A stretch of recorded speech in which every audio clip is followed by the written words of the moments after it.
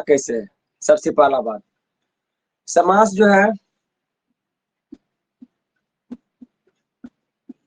समास का हिंदी में जो होता है ये 6 भेद है। अब ये 6 में कौन कौन है, उसका पहचान क्या ध्यान रखना है, इसके बारे में हम चर्चा कर रहे हैं। और उसमें कैसे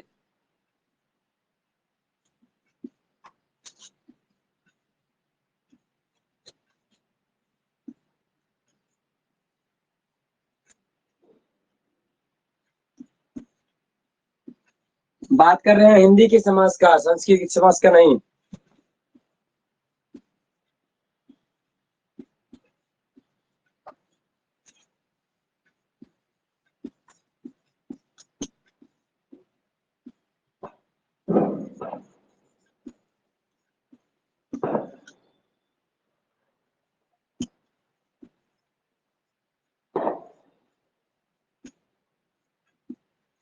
पता चल रहा है सही तरह से चंदन? यस जी सर। देखो समास जो है हिंदी में इनके 6 भेद है। अब 6 भेदों में पहचानना कैसे है, इसके बारे में हम उदाहरण से ही बता रहे हैं। देखो समास में 2 चीज होता है, एक समास पद होता है, और इसके बारे में हम शायद जो भी बताए होंगे उसमें एक बार ध्यान दोगे। समास 2 या 2 से अधिक पद जब विभक्ति या प्रत्यय को छोड़ करके एक हो जाता है तो उसी को समास कहते हैं, या उसे बना हुआ पद को समासिक पद कहते हैं। जैसे कि 2 या 2 से अधिक पद, जैसे कि हम एक उदाहरण ले रहे हैं, जैसे राजा की पुत्री, राजा की पुत्री, तो यहाँ पर एक पद ये है और एक पद ये है, दोनों जो है विभक्ति चिन्ह यहाँ पर का या की जो भी रहता है ये छोड़ करके एक हो जाता है तो इन्हीं को समस्त पद कहते हैं। और समस्त पद का तात्पर्य समासिक पद, इन्हीं को समास कहते हैं। ये हो जाएगा राजपुत्री, राजपुत्री। अब ये जो पद है इन्हीं को दूसरे शब्द में ऐसा भी कहा जाता है, समास का मूलतः समास का मतलब होता है, समास का अर्थ होता है संक्षेपण, मतलब 2 या 2 से अधिक पद विभक्ति या प्रत्यय को छोड़ करके एक हो जाना या एक रूप में मिल जाना समास कहलाता है। जैसे कि यहाँ ये और ये इनके बीच जो ईद को छुप करके ऐसा रूप हो गया है, इन्हीं को समास कहते हैं।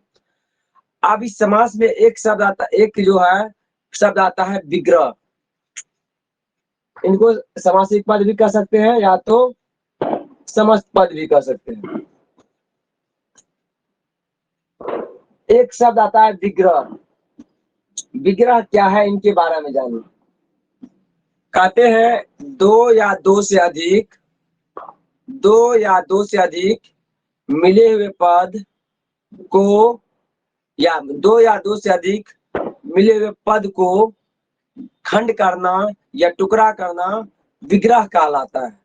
जैसे कि यहाँ पर देखो राजपुत्री है जो कि या 2 या 2 से अधिक मिले हुए पद है ऐसा, और इसी को टुकड़ा कर दिए, टुकड़ा करने का मतलब अलग कर दिए, अलग करेंगे तो इस रूप में आ गया और इस रूप में आ गया, तो यह हो गया विग्रह, इन्हीं कहते हैं विग्रह। क्या दिक्कत चंदन इसमें? नहीं सर। चलो इसके बाद आता है अब समास के भेद। समास के जो है 6 भेद है हिंदी में। 6 भेद में पहला भेद होता है द्वंद्व। द्वंद्व समास का जो एक इसका जो परिभाषा लिखाए होंगे, जिस समास के दोनों पद प्रधान हो, दोनों पद मतलब पहला पद भी और दूसरा पद भी, जिस समास के दोनों पद प्रधान हो उसे द्वंद्व समास कहते हैं। तो यहाँ पर दोनों पद, वैसा एक बार हम उदाहरण सा लेते हैं, दोनों पद कैसे प्रधान होता है। जैसे कि हम माता पिता, माता पिता, माता पिता ले लिए, जिस समास के दोनों पद प्रधान हो उसे हम ये समास कहते हैं। और ये चीज इसके लिए ध्यान रखना है, द्वंद्व समास के रूप में आने वाले जितने भी शब्द होंगे वह इस प्रकार से होगा, माता पिता, दिन रात, भाई बहन, सुबह शाम, दाल रोटी, इसके बाद इस तरह से राजा राम। और जब भी होगा तो वह योजक चिन्ह या तो मतलब वह यदि सटा हुआ भी रहेगा तो अपने आप में वह प्रधान होता है, जैसे भीम अर्जुन, भीम और अर्जुन। और यहाँ पर ये तो समस्त पद के रूप में आएगा जब योजक से जुड़े हुए या हाइफन से जुड़े हुए या सिंपल साथ जुड़े हुए होगा दोनों पद तो। लेकिन यह द्वंद्व समास के रूप वाले जो भी शब्द, जो भी शब्द विग्रह होता है तो और, तथा, एवं इस प्रकार के जो भी शब्द है उनसे होता है। जैसे कि ये समस्त पद है, यदि विग्रह होगा ये हो जाएगा माता, और क्या होगा, पिता। तो यहाँ देखो अपने अपने जगह दोनों प्रधान है, माता की अलग प्रधानता है, अपनी अलग प्रधानता है, पिता का अलग है, की अलग प्रधानता है, रात की अलग प्रधानता है। फिर हम करेंगे सुबह शाम, या हम करेंगे दाल रोटी, तो दाल और रोटी, दाल की अलग प्रधानता है, रोटी की अलग। कहेंगे अमीर गरीब, अमीर की अलग प्रधानता है, गरीब की अलग प्रधानता है। लेकिन विग्रह जब होता है तो और, तथा, एवं इस प्रकार के शब्दों के साथ होता है। चलो इस तरह के शब्दों में कहीं दिक्कत होगा? चंदन, चंदन, नहीं सर, नहीं चलो सर। द्वंद्व में, चलो द्वंद्व के बाद आ जाते हैं दिग्गु पर। आप देखो दिग्गु में हम जब बताए होंगे इससे पहले कभी भी, तो इनमें हम ये चीज बताए होंगे हिंदी में, जिस समास के समस्त पद संख्या विशेषण हो, मतलब जिस समास के प्रथम पद जो होता है संख्या विशेषण हो। संख्या का मतलब 1 2 3 4 5 6 इस तरह से कोई भी संख्या से जुड़ा हुआ हो, वो सभी का सभी दिग्गु समास के अंतर्गत आता है, वह सभी दिग्गु समास होता है। शायद यदि लिखा है होंगे परिभाषा, तो जिस समास के प्रथम पद संख्या विशेषण हो उसी को दिग्गु समास कहते हैं, ऐसे लिखा है होंगे। जैसे कि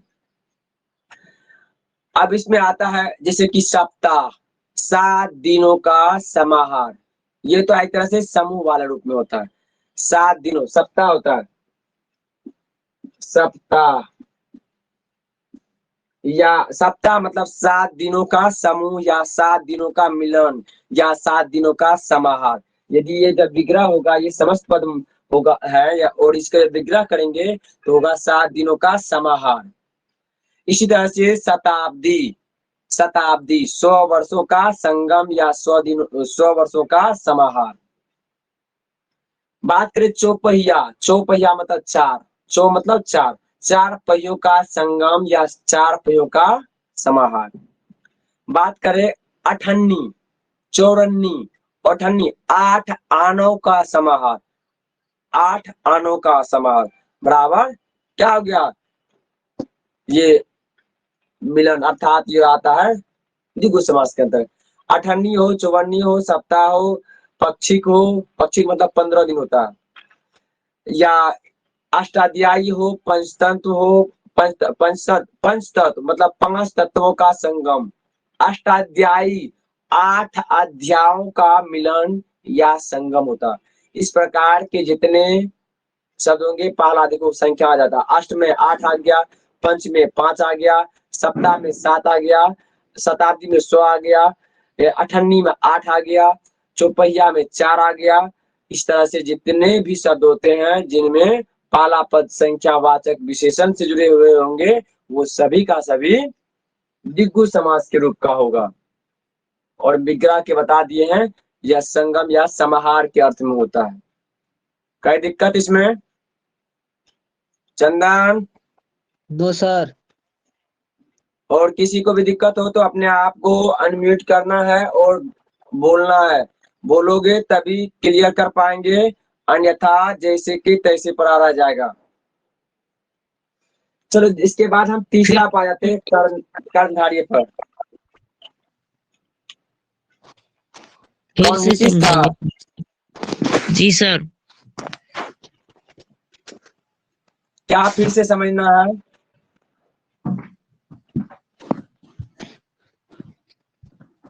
कौन सा चीज पे बताओगे तब ना। दिग्गु समास सर। दिग्गु समास में जिस समास के समस्त पद मतलब पहला पद संख्या विशेषण हो वो द्विगु समास कहलाता है।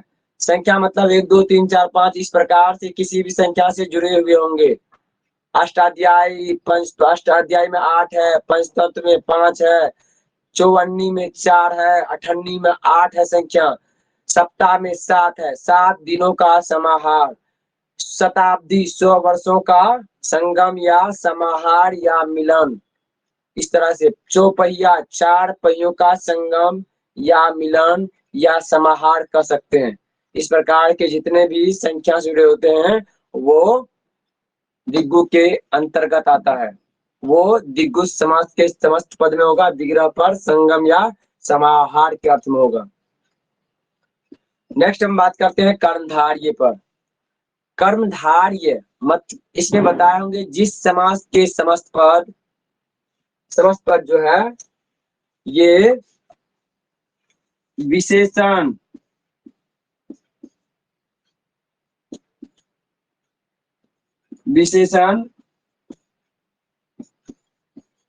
विशेष अथवा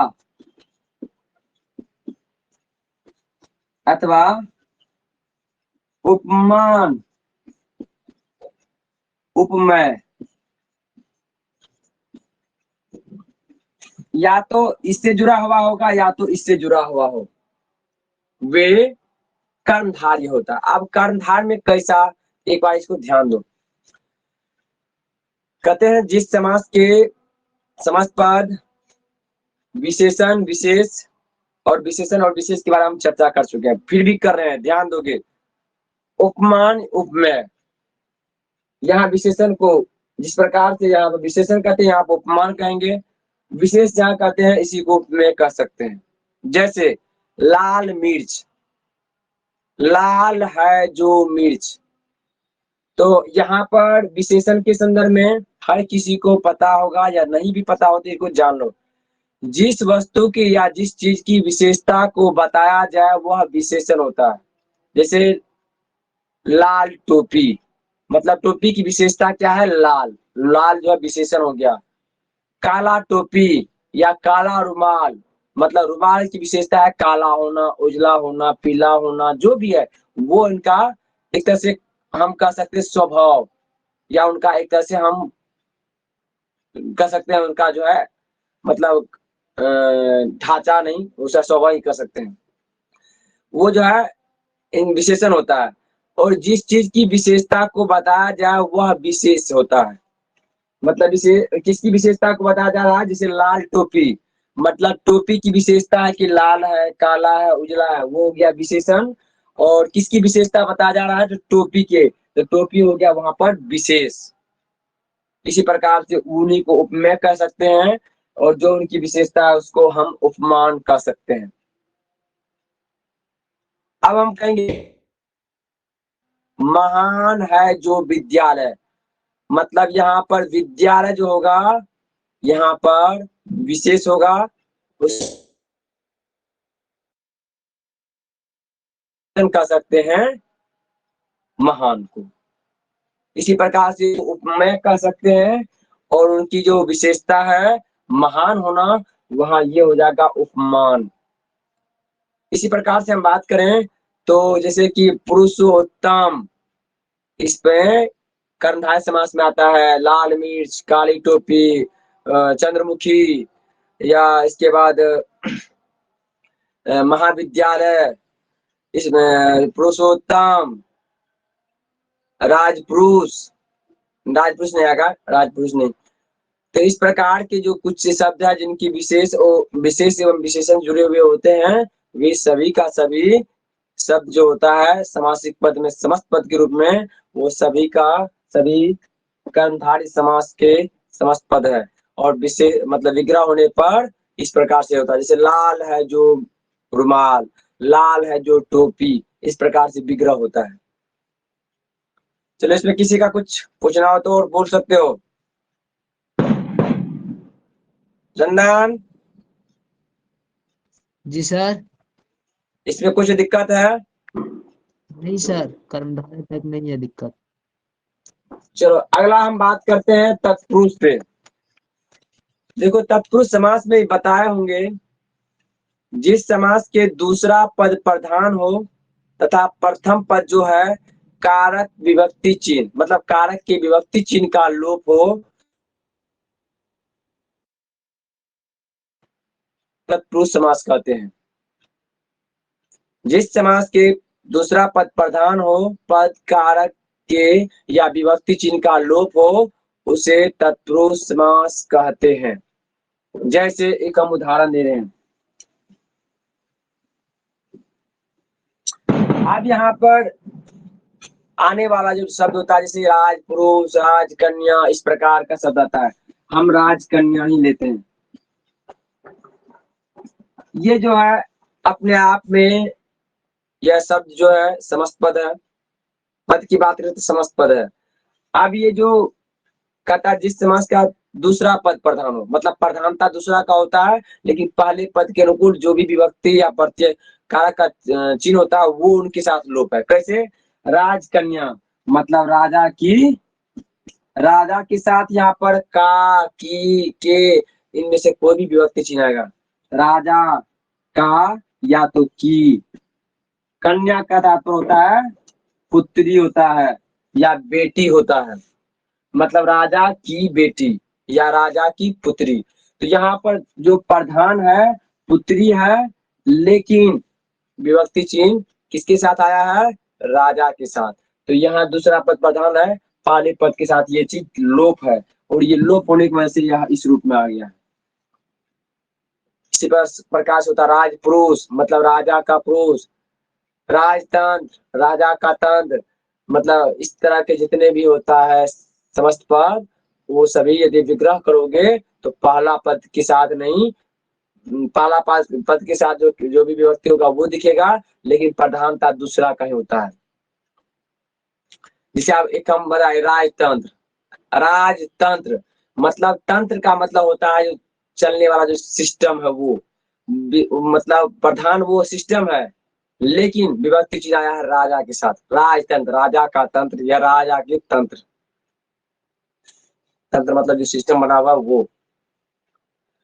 अब बात करते हैं तत्पुरुष समास का। तो तत्पुरुष समास में हम बताए होंगे जो इनके विभक्ति के अर्थ में या विभक्ति के अनुसार तत्पुरुष समास के 6 भेद होता है।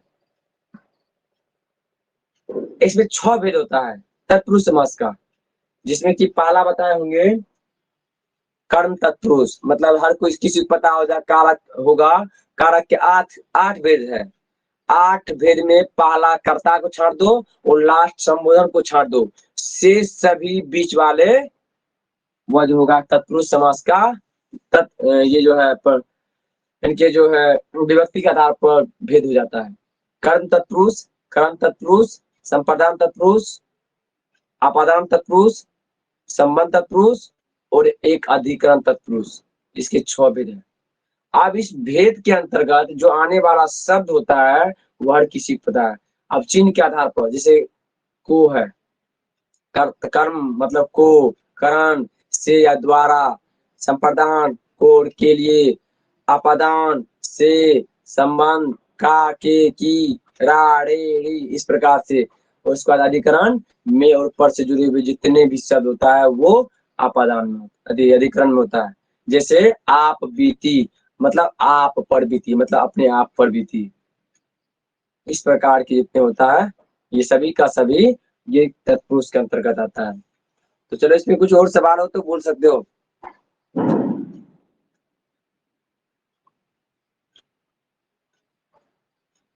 किसी का कुछ भी सवाल हो तो अपने आप को रखना है। चंदन,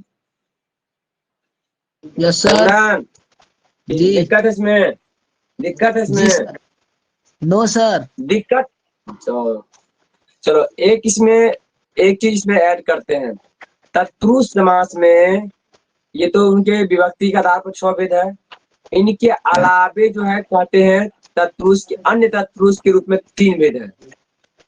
वह 3 भेद कौन कौन सा है उन पर हम थोड़ा सा चर्चा करेंगे। एक मिनट।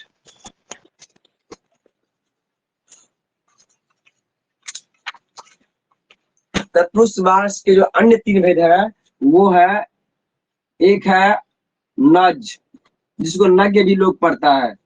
दूसरा होता है उपपद, और तीसरा होता है अलूक। ये जो होता है तत्पुरुष समास के अन्य भेद है, और इससे जुड़ा हुआ क्वेश्चन हर बार रहता है, हर बार, चाहे संस्कृत से जुड़े हुए होगा तो उसमें भी नज से होता है, या हिंदी से जुड़ा हुआ होता है तब भी एक नज से जुड़े हुए होता है। नज्ञ भी पड़ता है, चौ का यो है, ये लास्ट में नो चौ का यो, इसको कोई कोई नज्ञ पढ़ता है, कोई दिक्कत नहीं, जो जिसको तो, लेकिन पढ़ने में यो है, आधार कार्ड न कसा लेता है। तो नज तत्पुरुष में क्या होता है, कहते हैं इसमें जिस समास का या समस्त पद का प्रथम पद जो होता है या समस्त पद और से जुड़ा हुआ हो, साथ ही साथ विग्रह करने के साथ वह अभाव या कमी का बोध कराए, वे नज्ञ तत्पुरुष कराता है या नज्ञ तत्पुरुष।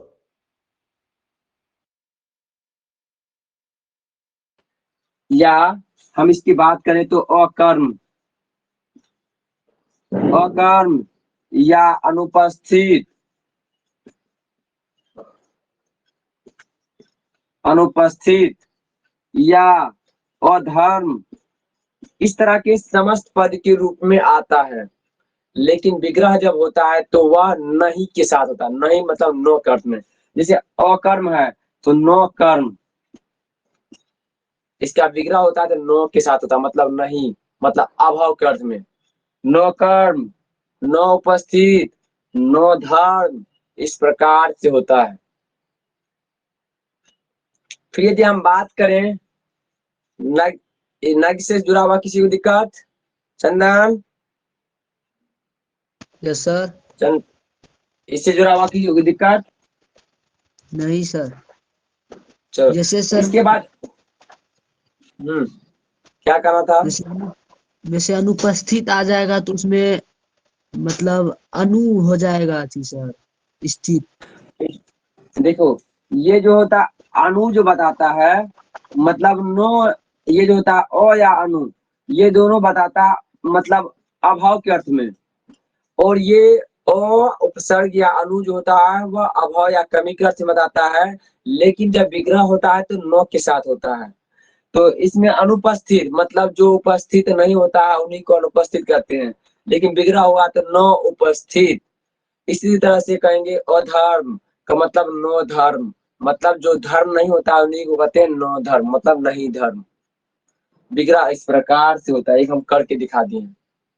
इसी प्रकार से धर्म हो, कर्म हो, जो भी और नो से जुड़ा हुआ हो, अर्थात ओ से जुड़े हुए होगा लेकिन विग्रह करने के साथ नो के रूप आता है, उन्हीं को ये नज्ञ तत्पुरुष कहते हैं या नज तत्पुरुष, जो भी बोलो।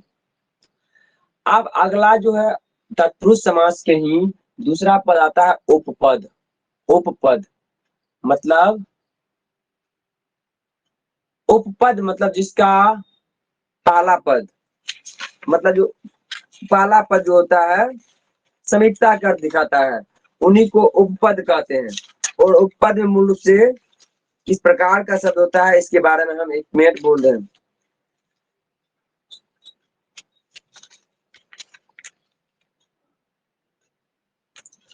नज तत्पुरुष में जो होता है यह तो समीपता का बताता है, और मूल रूप से इसमें जो होता है इस प्रकार का शब्द होता है, जैसे जलज,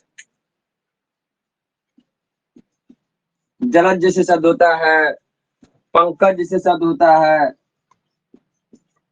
या मनोज जैसे शब्द होता है। ये होता है समस्त पद के रूप में। लेकिन जब विग्रह होता है तो देखो, जलज, जल में जन्म लेने वाला, अर्थात विशेषता दे दिया है संज्ञा के रूप में कमल को ले लिया है। पंकज, पंख का तात्पर्य कीचड़ होता है। यहाँ जब विग्रह करोगे ना, यहाँ पर ऐसे जल में जो फुट जन्म लेने वाला, पंख, पंख मतलब कीचड़, कीचड़ में जन्म लेने वाला अर्थात कमल। मनोज, मन जोड़ जो, अर्थात मन में उत्पन्न होने वाला, मतलब जो भी मनोभाव अर्थात मन में उत्पन्न होने वाला भाव होता है उन्हीं को मनोज कहा गया। इस प्रकार के जो समस्त पद होते हैं वह उपपद तत्पुरुष समास के अंतर्गत आता है।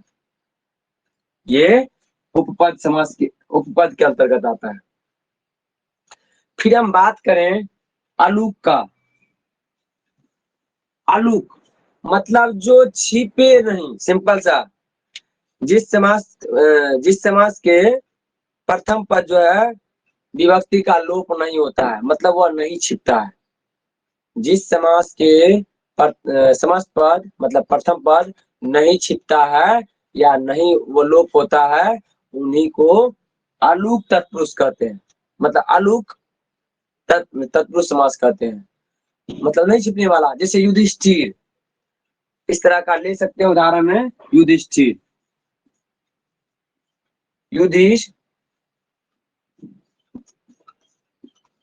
युधिष्ठिर। अब इसका यदि विग्रह किया जाए तो होता है युधि जोड़ स्थिर। युधि का तात्पर्य होता है युद्ध में युधि, युधि जोड़ स्थिर होता है, मतलब युद्ध में स्थिर रहने वाला। युद्ध में स्थिर रहने वाला मतलब ठहरने वाला या टिकने वाला या रुकने वाला, उन्हीं को युधिष्ठिर कहते हैं। अब इसमें जो होता है अलूक, देखो साहब, ना तो यहाँ पर ये छिपा है ना तो ये छिपा है, दोनों अपने आप में क्या है, खड़े हैं, अपने आप में टिका हुआ है। इसी प्रकार का आता है मृत्युंजय, मतलब मृत्यु पर जय करने वाला, मतलब विजय प्राप्त करने वाला, इसी को मृत्युंजय कहा जाता है। इस प्रकार से बात करें मनसीज। मनसीज का मतलब होता है इनमें जो होता है मन में ही उत्पन्न होने वाला, मतलब अपने आप की भावनाओं को, ये भी अपने आप को छुपता नहीं है, छोटा रहता है मन की। तो ये है अन्य तत्पुरुष समास के 3 रूप है, और 3 से जुड़े हुए में नज्य, अर्थात नज्ञ से जुड़े हुए हमेशा एक ना एक जरूर पूछता है। इन चीज को ध्यान रखना है। चलो चंदन, इससे जुड़ा कोई दिक्कत? चंदन जी कोई दिक्कत है इसमें? सर, मतलब तीसरा क्या बताया अलूक, उसमें क्या होता है? अलूक का सिंपल सा ध्यान रखना, जिस समास के प्रथम पद नहीं छिपे या नहीं लोप हो, उनको जी अलूक कहते हैं। जैसे कि युधिष्ठिर, युधि मतलब युद्ध, स्थिर मतलब ठहरने वाला या रुकने वाला। जो युद्ध में स्थिर हो या अपने आप को टिका हुआ रहे, उसी को युधिष्ठिर कहा है। मृत्युंजय मतलब मृत्यु को जीतने वाला या मृत्यु पर विजय प्राप्त करने वाला। मृत्यु भी अपने आप में स्थिर है, जय अपने आप को स्थिर है, मतलब इसमें लोप नहीं हुआ है, मतलब मृत्यु पर टिकाऊ अपने आप में विजय प्राप्त करने वाले को मृत्युंजय कहते हैं। इस प्रकार के जो शब्द होता है वह अलूक में आता है।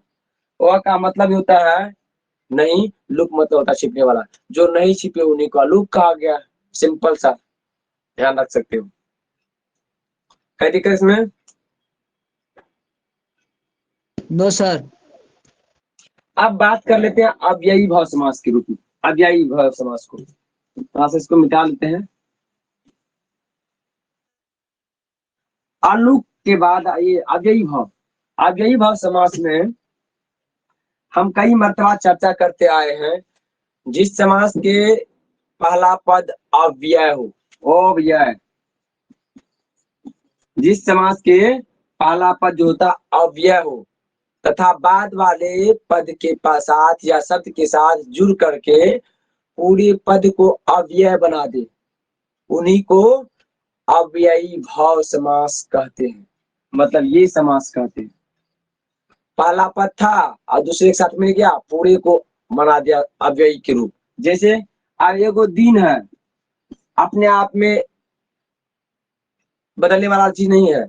एगो और साथ के, एगो और दिन के साथ मिल गया, एक दिन था एगो और के साथ मिल गया, ये मतलब प्रतिदिन, मतलब दिन दिन मतलब प्रतिदिन के रूप में हो गया।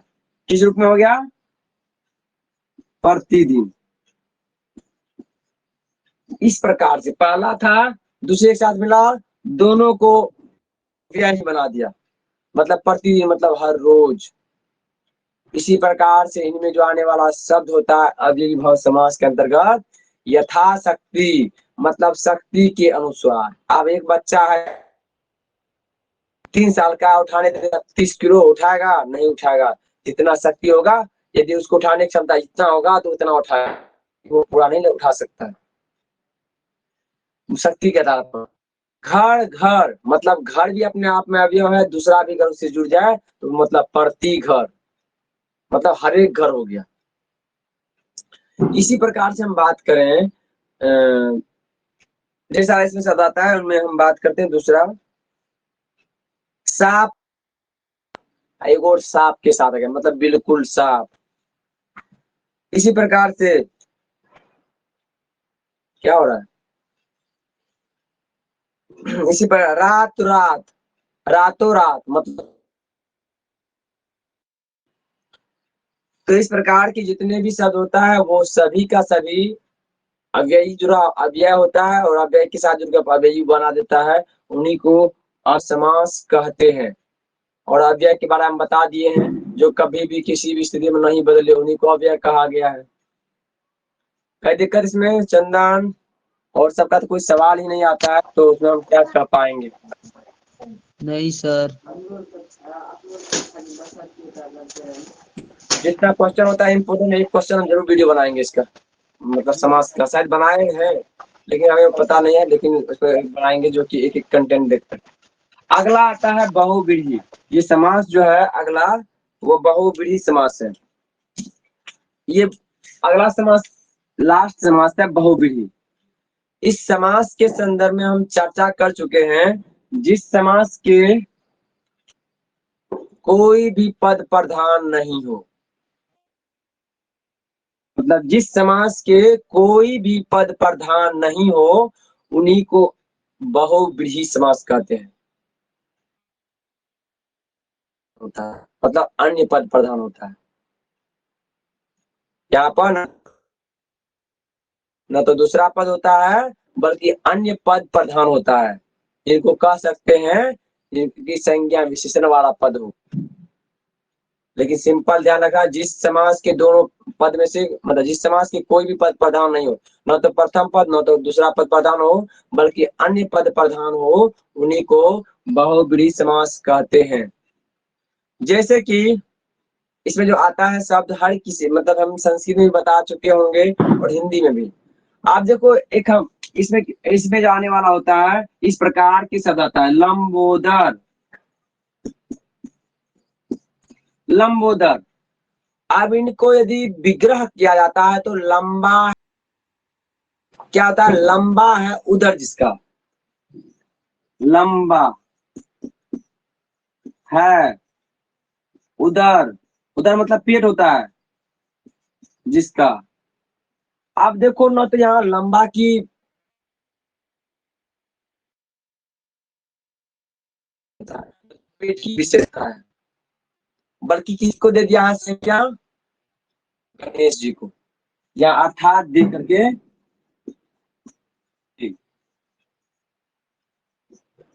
मतलब गणेश जी।